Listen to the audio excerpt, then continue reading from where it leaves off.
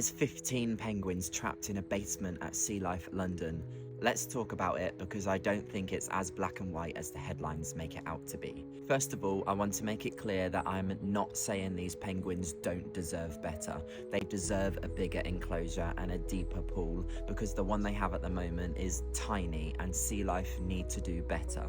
However, even if you gave them more space and a deeper pool, they would still need to be kept indoors, especially in a place like London. And here's why. At places like London Zoo and Chester Zoo, the penguins are kept outside because they're a completely different species of penguin.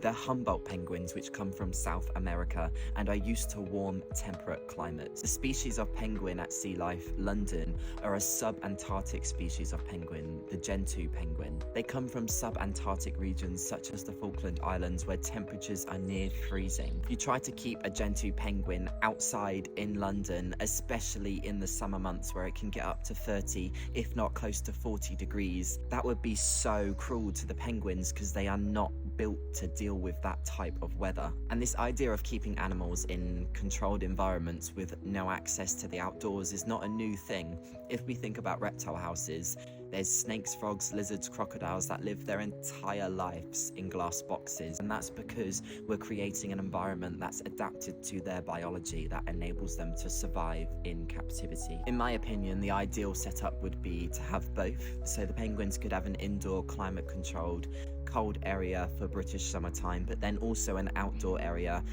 over winter time in London where it is cold enough for them to go outside so they can feel the fresh air on their feathers and the natural sunlight hitting their faces, because I do believe that is also important. So it's easy to imagine how we would feel trapped in a basement. We would hate it, but it's also easy to go too far and anthropomorphize about how the penguins are feeling when we are two different species that think in two completely different ways. So maybe the real question isn't whether the penguins should be kept outdoors or indoors, but it should be whether we should even keep sub-Antarctic species of penguins in captivity at all if we can't provide them with the perfect environment. That's a debate for another video. However, I would love to hear your thoughts on the Sea Life Gentoo penguins.